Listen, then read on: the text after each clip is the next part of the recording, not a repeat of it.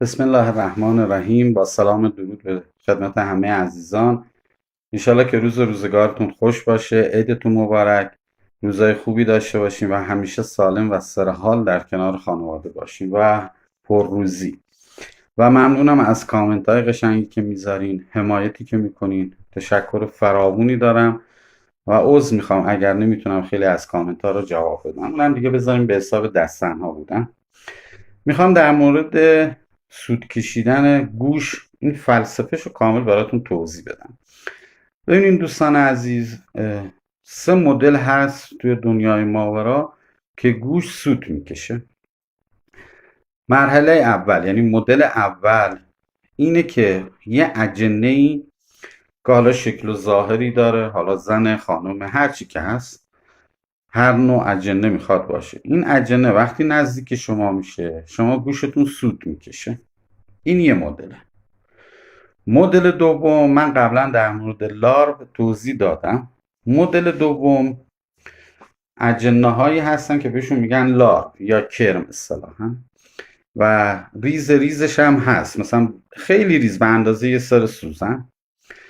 و این اجنه، این لارو اصطلاحا، و شکل و ظاهر خاصی نداره. میدونین حالا کرم دیگه، ولی مثلا مثل لژن میشه وقتی یه جایی میمونه، لژن ماننده، مثل ژل ماننده. این حالته که تو بدن حرکت میکنن، حس میکنین، این لاروه در واقع. این نوع جن، یعنی نوع دومی که گوش سوت میکشه، اینه که میاد پیش لاله گوش، این قسمت میمونه و باعث میشه گوش سوت بکشه. به خاطر همین ما میگیم وقتی آب و گلاب که آیت الکرسی میخونین، به صورت میزنین، به این گوش یا پشت گردن بزنید. این لارو از پشت گردن تا این لاله گوش اینجا وای میسن و تعدادشون هم زیاده. ببین گفتیم به اندازه یه سر سوزن، شاید هم کوچیک‌تر، مثلا 100 تا که باشن دیگه گوش سود میکشه. مطمئن باش با یه دونه لارو گوش سود نمیکشه و یه زنگی توی گوش به وجود میاد. میشنوین اینو همیشه. به خاطر همین میگیم این گلابو بزنین این قسمت که این از بین بره. البته حالا روشاش هم بهتون میگم. و نوع سوم که خیلی بیشتره، لارویه که از طریق چاکرای خورشیدی وارد جسم میشه.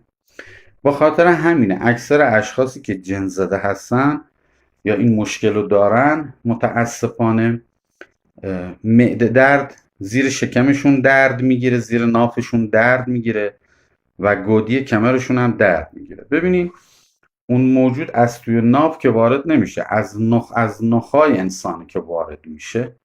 به خاطر همین گودی کمر درد میگیره، زیر شکم درد میگیره. این لارو ببینید مثل یک نوع باکتریه در واقع، علی بخوایم مثلا به زبون انسانی بگیم که متوجه بشین.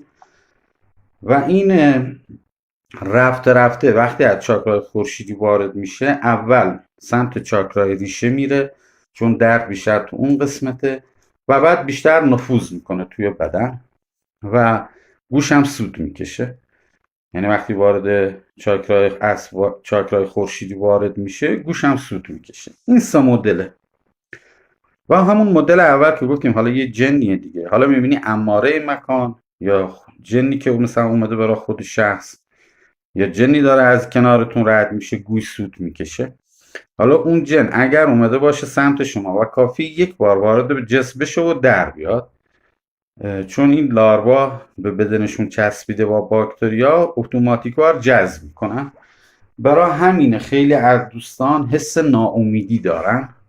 من قبلا اینا توضیح دادم ها، ولی خیلی هم متوجه نشدن، دقت نکردم به این موضوع. حس ناامیدی بهتون دست میده، حس خودکشی بهتون دست میده. میدونین البته اون جنه هست ها، اون جنه کار خوشو میکنه، این حسا رو بهتون میده، ولی موقع پاکسازی، زمانی که ما اون جن رو از بین میبریم، حالا دیگه اون جنی وجود نداره، هیچی نیست. فقط این لارو یا این اجنه‌ای که شبیه لژنه کرمه توی بدن مونده و باید این از بدن خارج کنین. راه های مختلفی داره و من یکی از بهترین راهاشو بهتون میگم. اولین و بهترین راه اینه که به مدت 1 هفته وضو بگیرین، رو به قبله چشمتون رو ببندین. حالا میتونین بشینین، میتونین دراز بکشین، هیچ فرقی نمیکنه. و 100 تا 150 بار اعوذ بالله بگین. اعوذ بالله من شر شیطان الرجیم یا هم اعوذ بالله خالی، فرقی نمیکنه. و زمانی که دارین اعوذ بالله رو میگین، ببین هرچی بدن بیشتر درگیر باشه شما لرزشتون بیشتره، یعنی بدن میلرزه، حتی نفستون احتمال داره یکم تنگ بشه. نباید دست بکشیم، باید بگی، نه اینکه مثلا 5 تا گفتی دیدی یه لرز افتاد تو بدنت سری بیخیال بشی، نه اینجوری نباشه، ادامه بدین. این اعوذ بالله من شر شیطان الرجیم رو بگین 100 تا 150 بار. اصلا نمیخوادم تصویر بگیری دستت بشماری، تون همینجور پشت سر هم بگو.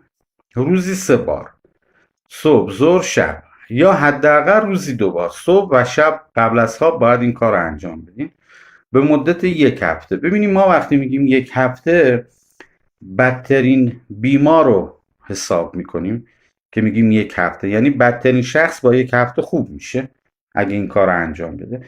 کسی که زیاد درگیر نیست، مثلا چاکرای خورشیدیش درگیر نیست، فقط گوشه سود میکشه، یه احتمال داره با روز اول هم خوب بشه، این مشکلش رفع بشه. و وسواس، ببینین یکی از دلایل وسواس همین میتونه باشه، یکی از دلایلش، نه کاملا، همین میتونه باشه. کسایی که وسواس دارن این کار رو انجام بدن، خیلی خوبه.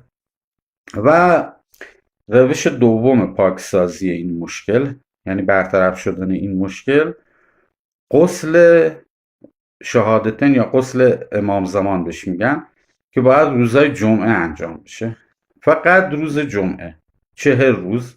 البته این غسل هم بدن رو پاکسازی میکنه، حاله بدن که پاره شده باشه حاله رو ترمیم میکنه، روح انسان که اگر کدر شده باشه روح رو پاکسازی میکنه و نورانی میکنه. این غسل خیلی خواص زیادی داره، من خودم در سال 2 بار این کار رو انجام میدم، خیلی فواید زیادی داره و اینقدر قویتون میکنه اصلا اجنه نزدیکتون نمیشن. حالا این غسل چطوریه؟ زمانی که آب رو سر میریزین، اول اینکه به نیت آقا صاحب زمان، سلامتی و ظهور آقا صاحب زمان، قبل اینکه بری زیر دوش غسل کنی، اینو میگیم. زمانی که داری روی سر آب میریزی شهادتین میخونی، اشهد ان لا اله الا الله، اشهد ان محمد رسول الله، اشهد ان علی ولی الله، اللهم صل علی محمد و آل محمد، اینو میگی. بعد هر سمت بدن 4 قول میخونی، مثلا سمت راست 4 قول که خوندی تموم شد، میای سمت چپ آب کشی میکنی. و باید روز جمعه انجام بشه و باید توی روز انجام بشه، یعنی به هیچ عنوان این کار شب یا غروب انجام ندین، باید توی روز انجام بشه. و خواص خیلی زیادی داره، خواص خیلی زیادی داره و چاکراهاتون هم حتی متعادل میکنه. خب این 2 روشی که بهتون گفتم. روش سوم، نماز اول وقت چه روزه، یعنی شما باید نماز اول وقت رو 30 تا 40 روز بخونی. وقتی این نماز میخونی، ببین از توی وجود شما، مثلا زمانی که میری روی سجده، کسایی که مدیوم باشن این موضوع رو قشنگ میبینن، مثل یه چیزی مثل لژن از تو جسمتون در میاد. این نماز اول وقت خیلی فواید داره. ببین دوستان عزیز، بعضیا میگن مثلا ما یه عمر مثلا نماز خونیم، چرا فرشته حب الهی نیومده؟ ببین شما الان توی درمان هستی، الان این موضوع رو فهمیدی، فرشته حب الهی هم اگر 40 روز نماز اول وقت بخونی 100% میاد. ولی اگر اون نماز اول وقتت برای اصطلاحاً چی میگن چله نشینی باشه، نه، فرشته حب الهی نمیاد، نیت نمازت کلا فرق میکنه. این چی میگم، اون اصلا فلسفهش جداست. یا نمازی برای یه کار خاص دیگه ای داری میخونی، معلومه نمیاد. ولی کسی نه که حالا معمولا نماز اول وقت میخونه و 40 روز میشه، فرشته حب الهی میاد. حالا هر کس دوست داره باور کنه، هر کس دوست داره باور نکنه، به هر حال ما این علمو میدیم، دوست داشتین انجام بدین، دوست داشتین انجام ندین، دست خودتونه. خب این در مورد این موضوع سود کشیدن گوش. و خواهش میکنم کسانی که فکر چیزی توی جسمشون میبینن حرکت میکنه، این همون لژنا هستن. گوشتون سود میکشه، این همون لژنه است، همون لارو، همون کرمه. خب این کار رو انجام بدین. یه اعوذ بالله گفتن فکر نمی کنم اینقدر سخت باشه. بعد در مورد سوالی که سید عباس پرسیده بودن، ببین دوستان عزیز، مدیوم شدن یا چشم سوم باز شدن به یه الکیا نیست. حالا سید یه شوخی کرده، گفته که یک هفته‌ای چشمو باز میکنه استاد براتون. ببین اصلا اینجوری نیست. چشم سوم باز کردن یه فلسفه خاص خودشو داره. مدیوم شدن فلسفه خاص خودشو داره، اصول خاص خودشو داره. و هر کسی، ببین اینو با جرأت بهتون میگم، هر کسی به شما گفت حتی 2 ماهه میتونه چشم سومتون رو باز کنه، مطمئن باشین دروغی بیش نیست. میدونین چشم سوم به این راحتی ها باز نمیشه و باید زیر نظری استاد باشین. بعد ببینین شما تب میکنین تو دوره که داری رو چشمت کار میکنی یا میخوای مدیوم بشی، احتمال داره 1 هفته کامل تب و لرز کنی. احتمال داره یه سری بیماری ها اصلا بیاد تو وجودت. چشم درد میگیری، سردرد میگیری، سردردهای میگرنی خیلی شدید میگیری، خیلی اذیت میشی. اصلا اینجوری نیست که چشم سوم فکر کنیم به این. اگر اینجوری بود حالا حداقل نصف مردم مدیوم بودن. کسی مدیوم نیست. ببینید که اکثر کسایی که میگن ما مدیوم هستیم مثلا مدیوم نیستن. اون سوالم که سید پرسیده بود، من ازش زمانی که پرسیدم گفت واقعا میخواستم به خیلی ها ثابت کنم، یکی اینکه مدیوم نیستن، یکی اینکه با اگر موجودی پیششون هست ارتباطشون با اون موجود قوی نیست. واقعا هم همینه. ببین طرف میدونه موکل داره و میبینتش، حالا کاملا هم نبینش به صورت یه حاله میبینتش، خب ولی ارتباطش قوی نیست. یعنی صداشو قشنگ توی سرش نمیشنوه. قشنگ یه نفر که قشنگ صحبت کنه این صدا رو تو سر نمیشنوه. یه الهاماتی به خلق فکر میکنه، یه سری الهامات بهش میشه و فکر میکنه همون درسته. و این سوال فقط به خاطر همین بود، چون تو دایرکت خیلی ها میومدن در مورد یه سری صحبت ها میکردن. سید هم حالا این سوال پرسیده بود. به این دوستان عزیز گفتم چشم سوم یا مدیوم شدن خیلی سخته. یعنی از من میشنوین زیر 2 سال براش وقت نذارین، یا حداقل 1 سال 1 سال و نیم برای چشم سوم باید وقت بذاری. اینجوری نیست. مدیوم شدن هم کار هر کسی نیست. ببینین یه سری اصولا داره. شما، من دارم آموزشا رو توی پیج میدم، یه سری آموزشا دادم، همینا رو بگیری بیای جلو به خیلی چیزا میرسی. ولی اگه آدم عجولی باشی نه به هیچ چی نمیرسی. دنیای ماورا باید صبر داشته باشی و سر اصولش بری جلو. اگر سر اصول نری جلو به هیچ جا نمیرسی. اینو مطمئن باشین. فقط یه بیمار میشی. تموم شد و رفت. خیلی از اشخاصی که اومدن با چله نشینی مثلا روی چشمشون کار کردن یا روی مدیومشون، اگه دقت کنین آدمای از نظر جسمی خیلی ضعیف هستن، از نظر روحی خیلی ضعیف هستن، چون اصولی نرفته جلو. بعد ببین مدیوم شدن، من یه توضیح براتون بدم. ببین مثلا من اینجا نشستم، یهو میبینی خودتو به سطح یه بیابون میبینی، یهو میبینی به سطح یه کنار یه دریایی هستی. یه موجودی میاد با مدیوم شدن این شکلیه، نه که مثلا به مسخره بگیرینش. من اشخاصی رو میشناسم که طرف توی شهر، یعنی تو بازار که یه انسان اومده جلوش باهاش صحبت کرده فلان اینا، بعد خیلی جالب مثلا دیگران اونو نمیدیدن، بعد این فکر میکرده همه دارن میبیننش. ببین این حالتیه. مدیوم شدن اینجوره که مثلا رفتی مهمانی، من چند شب پیشا خونه که دوستان مهمان بودم لطف داشتن، تو اون مجلس 2 بار رفتم و برگشتم. مدیوم شدن این شکلیه و همه چی رو میبینی، قشنگ میبینی.